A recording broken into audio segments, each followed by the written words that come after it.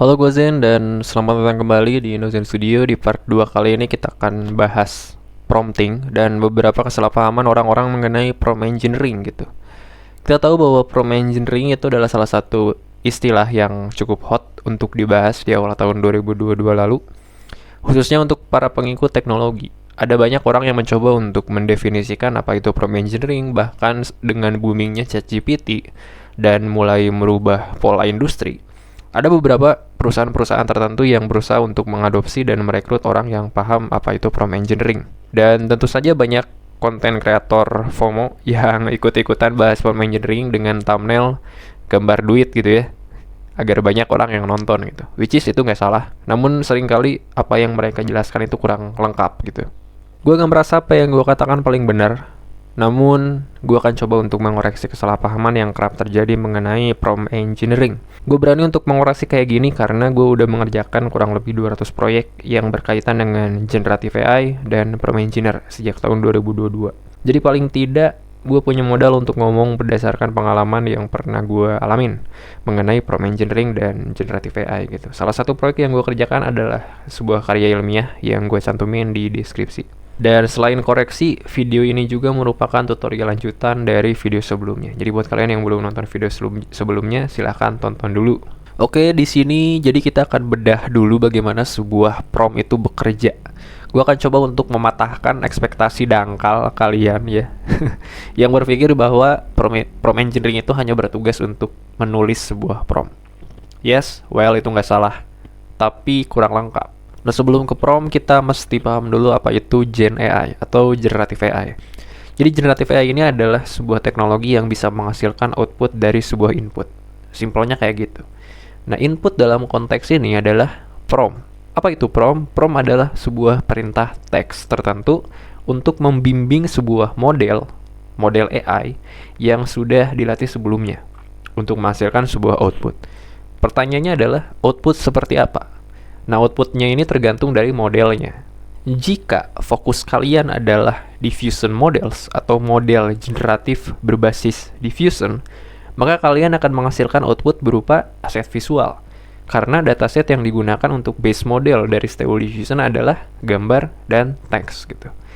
Nah, jika fokus kalian adalah GPT models atau model bahasa berbasis transformer seperti ChatGPT dan chatbot-chatbot lainnya, maka kalian akan mendapatkan output berupa teks karena dataset yang digunakan untuk melatih model GPT adalah conversation atau bahasa manusia itu sendiri.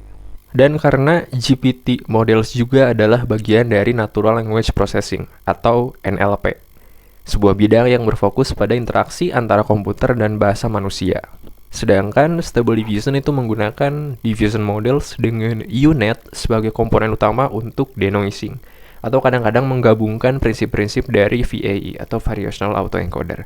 Jadi, Generative AI dengan arsitektur dan models yang berbeda itu ekuivalen dengan perbedaan metodologi ketika kita menulis sebuah prompt. Dalam GPT model, sebagai contoh, seringkali kita perlu menggunakan rumus promptingnya itu sifatnya narrative storytelling, seperti conversation pada umumnya yang bisa kalian lakukan dengan teman-teman kalian atau manusia pada umumnya gitu, karena begitulah GPT models dilatih. Sedangkan dalam Stable Diffusion seringkali, tidak semua, namun seringkali kita menggunakan keyword-keyword tertentu sebagai prompt, karena dataset yang dilatih seringkali berupa gambar-gambar dan representasi gambar-gambar tersebut dibuat dalam bentuk keyword gitu, bukan dalam bentuk narrative storytelling atau bukan dalam bentuk kalimat dan lain-lain. Semisal contoh, alih-alih menulis seorang perempuan berambut panjang, berdiri, dan terlihat bahagia di taman bunga, itu diganti dengan perempuan, rambut panjang, pose berdiri,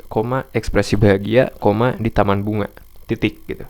Artinya teks yang tadinya memiliki format naratif itu dipecah menjadi keyword-keyword tertentu. Dan di sini gue pribadi menggunakan format SPKKL atau subjek, predikat, keterangan keadaan, dan latar gitu. Kalian juga bisa menambahkan keyword enhance yang biasanya berkaitan dengan teori-teori fotografi, semisal portrait fotografi, dramatic lighting, cinematic shot, low light, dan lain-lain. Atau kalian juga bisa menambahkan atribut pada bagian subjek. Misal dalam subjek perempuan itu ditambahkan atribut vintage. dengan menulis vintage style gitu. Nah, vintage di sini adalah atribut yang disematkan kepada subjek perempuan. Tujuannya adalah agar si model AI bisa memahami bahwa selain diperintahkan untuk mengenerate gambar perempuan, tapi juga si AI diperintahkan untuk mengenerate gambar perempuan dengan style vintage gitu. Ada atribut tertentu yang ditambahkan. Namun ada masalah baru. Masalahnya adalah base model atau pre-trained models dari Stable Diffusion itu tidak didesain untuk melakukan tugas yang spesifik. Karena dataset yang digunakan itu sangat general gitu. Salah satu base model yakni SDXL 1.0 yang sering gua pakai, itu dilatih dengan 600 juta dataset yang sifatnya generic.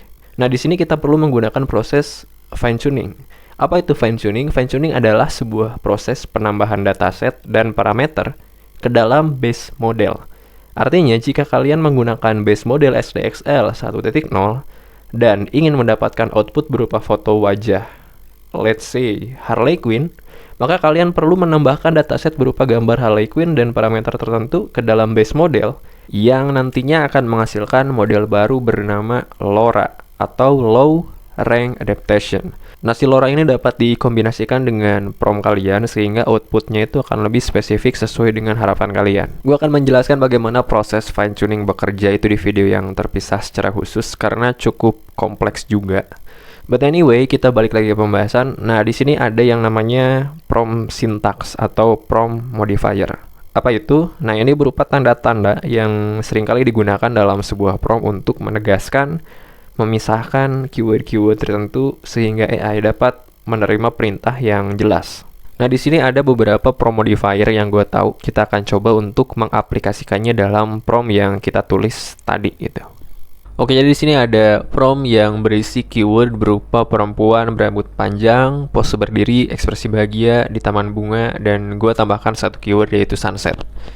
Nah, untuk prompt modifier pertama di sini ada yang namanya weight modifier, yang fungsinya itu dapat menetapkan sebuah bobot yang berupa angka untuk kepentingan suatu elemen dalam sebuah prompt. Nah, bobot ini dibagi menjadi 3 bagian. Yang pertama adalah bobot minimal, yaitu di angka 0 atau angka yang mendekati 0. Artinya, keyword dengan bobot minimal itu tidak terlalu penting. Ketika kita nulis contoh sunset, kemudian kita masukkan weight modifier, misalkan titik 2, 0,1, yang which is itu mendekati 0, maka sama saja dengan kita memberikan sebuah informasi kepada AI bahwa keyword tersebut berfungsi tapi tidak terlalu penting, sehingga output yang dihasilkan itu nuansa sunsetnya itu tidak terlalu dominan gitu.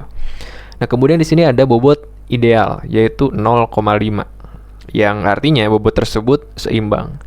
Artinya ketika kita nulis sunset titik 2 0,5, kita akan memberikan informasi kepada AI untuk membuat gambar dengan nuansa sunset, tapi tidak terlalu dominan. Ilustrasinya kayak gini, kalau misalkan sunset dominan itu terjadi di jam 6 sore misalkan, maka ini adalah sunset versi jam 5 sore lah. Nggak terlalu gelap, nggak terlalu pekat, tapi tetap sunset gitu. Ya, kalian ngerti lah maksud gue gimana. Kemudian yang ketiga ada bobot maksimal, yaitu bobot di antara angka 1 atau angka yang mendekati 1, artinya 0,5 ke atas. Artinya ketika kita nulis sunset kemudian titik 2, 1 atau 0, sekian yang mendekati 1, misalkan 0,7 atau 0,6 dan lain-lain, artinya kita memberikan sebuah informasi kepada AI bahwa keyword sunset ini sangat penting dan harus menjadi fokus utama dalam menghasilkan sebuah output. Artinya AI akan sebisa mungkin untuk menghasilkan output dengan nuansa sunset yang dominan gitu. Lalu yang kedua ada grouping modifier, yang fungsinya itu adalah mengelompokkan sebuah keyword atau elemen yang nantinya dapat digunakan dengan weight modifier.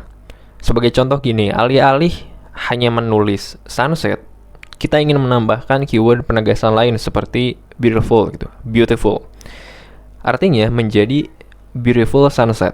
Nah, ketika kita ingin menambahkan bobot jadi beautiful sunset titik 2 0,5 katakanlah, maka keyword yang akan terbaca oleh AI yang memiliki bobot itu hanya sunset saja, beautifulnya enggak gitu, karena AI membaca keyword beautiful sunset itu adalah keyword yang terpisah satu sama lain. Nah, kemudian pertanyaannya adalah bagaimana caranya agar si AI ini dapat mengerti bahwa beautiful sunset ini adalah satu keyword yang sama. Nah, caranya adalah dengan melakukan grouping atau dengan menambahkan tanda kurung di antara beautiful dan 0,5 di akhir gitu. Jadi, tanda kurung beautiful sunset titik 2 0,5 baru kurung tutup. Nah, kemudian untuk yang selanjutnya ada alternative choice dan hard separator yang disimbolkan dengan curly brace dan vertical bars atau pipes. Nah, ini kedua modifier ini sengaja gue satuin karena sering kepake secara bersamaan, di mana untuk fungsi alternative choice ini adalah fungsinya untuk memberikan alternatif ke dalam sebuah prompt, sedangkan untuk hard separator itu fungsinya untuk memisahkan keyword-keyword tertentu. Sebagai contoh, gue ingin mendapatkan sebuah output yang berbeda dalam satu prompt. Yang pertama adalah sunset dan yang kedua adalah sunrise. Artinya dalam satu kali generate itu ada kemungkinan gue akan mendapatkan gambar sunset dan ada kemungkinan juga gue akan mendapatkan gambar sunrise gitu. Nah, daripada repot-repot untuk menghapus dan menulis prompt atau menambahkan dan mengurangi keyword antara sunset dan sunrise, gue cukup menambahkan format alternative choice dan hard separator yang nantinya si AI akan mengerti bahwa kemungkinan untuk mendapat gambar sunrise dan sunset itu equal 50% dalam satu kali generation. 50% kalian bisa dapat alternatif gambar sunset dan 50% lagi kalian bisa dapat alternatif gambar sunrise. Dan hard separator ini digunakan atau berfungsi untuk memisahkan antara keyword sunset dan sunrise, yang artinya AI akan membaca bahwa kedua keyword ini memiliki maksud yang berbeda dan memiliki makna yang berbeda. Lalu selanjutnya ada exclusion atau negative white, yang ini fungsinya khusus untuk negative prompt yang disimbolkan dengan square bracket. Nah, fungsinya adalah untuk menetapkan elemen yang perlu dihindari atau elemen yang memiliki bobot negatif. Contoh di sini gue akan tulis yang namanya bad quality dengan weight sebesar 0,5.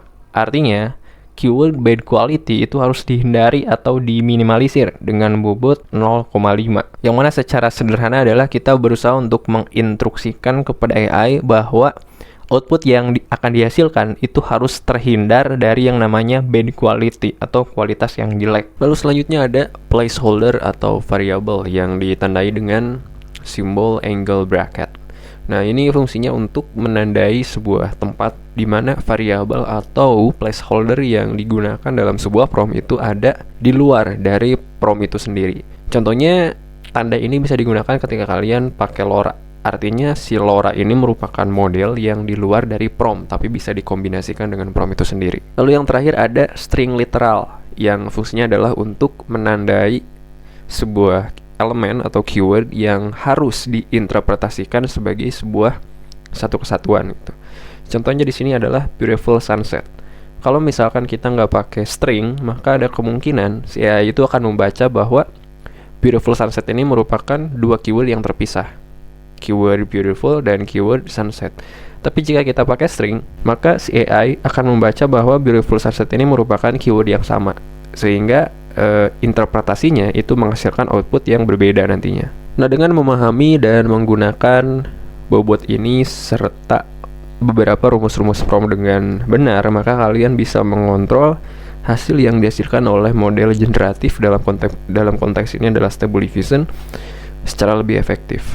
Kurang lebih begitu untuk prompting dalam konteks diffusion models. Selanjutnya kita akan bahas ControlNet sekaligus langsung mengerjakan sebuah proyek.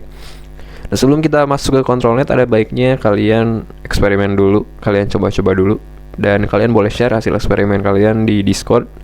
Gue cantumin linknya di bawah. Beberapa waktu lalu Discord ini agak kurang aktif karena berbagai kesibukan, jadi gue minta maaf kepada kawan-kawan yang bertanya tapi gak gue respon gitu.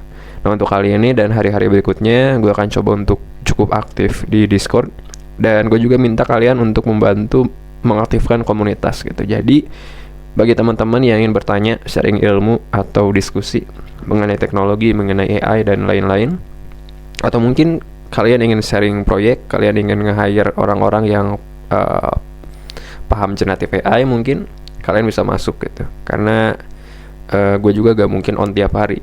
Jadi bagi teman-teman yang ingin masuk, masuk aja dan ramaikan gitu ya. Oke, sampai sini aja untuk video kali ini dan sampai jumpa di video selanjutnya.